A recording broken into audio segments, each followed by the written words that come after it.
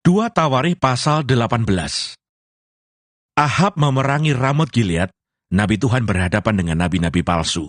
Ketika Yosafat kaya dan sangat terhormat, ia menjadi besan Ahab. Beberapa tahun kemudian, pergilah ia kepada Ahab di Samaria. Ahab menyembelih banyak kambing domba dan lembu sapi untuk dia dan rombongannya, dan mengajaknya untuk menyerang Ramot Gilead. Berkatalah Ahab Raja Israel kepada Yosafat Raja Yehuda, "Maukah engkau pergi ke Ramot Gilead bersama-sama aku?" Jawabnya kepadanya, "Kita sama-sama, aku dan engkau, rakyatmu dan rakyatku.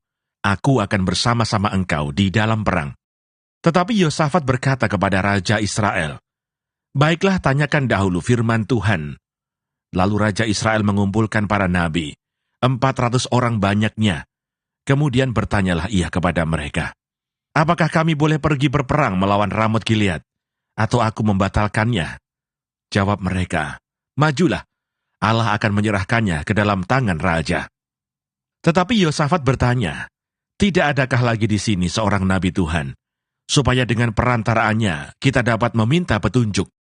Jawab Raja Israel kepada Yosafat, "Masih ada seorang lagi yang dengan perantaraannya dapat diminta petunjuk Tuhan, tetapi aku membenci dia, sebab tidak pernah ia menubuatkan yang baik tentang aku, melainkan selalu malapetaka. Orang itu ialah Mika bin Yimla." Kata Yosafat, "Janganlah raja berkata demikian." Kemudian Raja Israel memanggil seorang pegawai istana, katanya, "Jemputlah Mika bin Yimla dengan segera." Sementara Raja Israel dan Yosafat, Raja Yehuda, duduk masing-masing di atas tahtanya dengan pakaian kebesaran, di suatu tempat mengirikan di depan pintu gerbang Samaria. Sedang semua nabi itu bernubuat di depan mereka. Maka Zedekia bin Kenaana membuat tanduk-tanduk besi, lalu berkata, "Beginilah firman Tuhan, dengan ini engkau akan menanduk Aram sampai engkau menghabiskan mereka." Juga semua nabi itu bernubuat demikian, katanya, "Majulah ke Ramot Gilead, dan engkau akan beruntung. Tuhan akan menyerahkannya ke dalam tangan raja." Suruhan yang pergi memanggil Mika itu berkata kepadanya, "Ketahuilah, nabi-nabi itu sudah sepakat meramalkan yang baik bagi raja. Hendaklah engkau juga berbicara seperti salah seorang daripada mereka, dan meramalkan yang baik." Tetapi Mika menjawab, "Demi Tuhan yang hidup, sesungguhnya apa yang akan difirmankan Allahku, itulah yang akan kukatakan." Setelah ia sampai kepada raja, bertanyalah raja kepadanya, "Mika, apakah kami boleh pergi berperang melawan Ramot Gilead, atau aku membatalkannya?" Jawabnya, "Majulah, dan kamu akan beruntung, sebab mereka akan diserahkan ke dalam tanganmu." Tetapi raja berkata kepadanya, "Sampai berapa kali aku menyuruh engkau bersumpah, supaya engkau mengatakan kepadaku tidak lain dari kebenaran?" Lalu jawabnya, "Telah kulihat seluruh Israel bercerai-berai di gunung-gunung, seperti kambing domba yang tidak mempunyai gembala. Sebab itu Tuhan berfirman, mereka ini tidak punya tuan. Baiklah masing-masing pulang ke rumahnya dengan selamat." Kemudian Raja Israel berkata kepada Yosafat, "Bukankah telah kukatakan kepadamu, tidak pernah ia menubuatkan yang baik tentang aku, melainkan hanya malapetaka?" Kata Mika, "Sebab itu dengarkanlah firman Tuhan.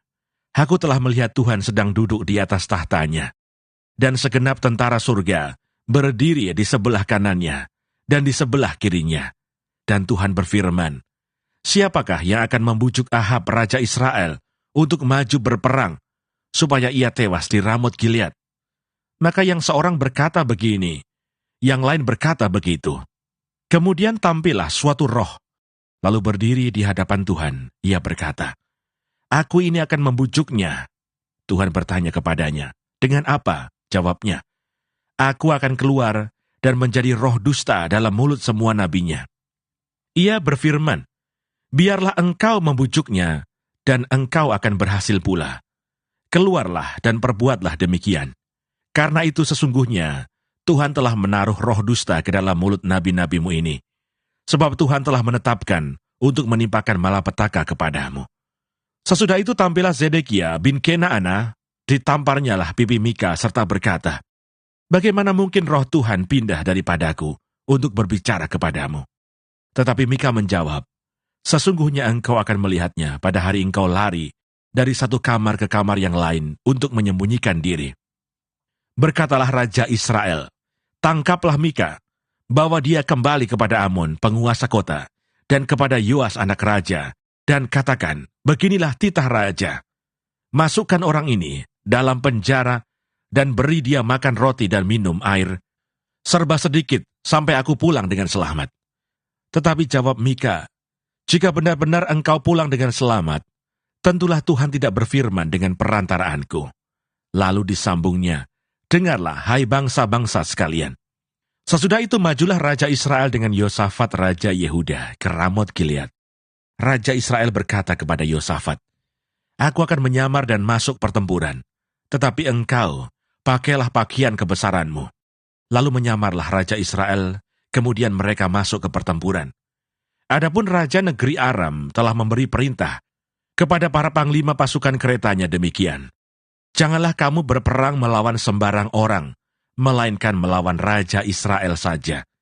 Segera sesudah para panglima pasukan kereta itu melihat Yosafat, mereka berkata, itu Raja Israel. Lalu mereka mengepung dia untuk menyerang dia.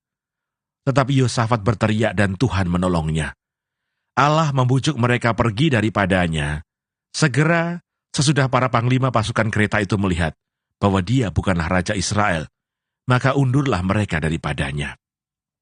Tetapi seseorang menarik panahnya dan menembak dengan sembarangan saja dan mengenai Raja Israel di antara sambungan baju sirahnya. Kemudian ia berkata kepada pengemudi keretanya, putar, bawa aku keluar dari pertempuran, sebab aku sudah luka. Tetapi pertempuran itu bertambah seru pada hari itu, dan Raja Israel tetap berdiri di dalam kereta, berhadapan dengan orang Aram itu sampai petang. Ia mati ketika matahari terbenam.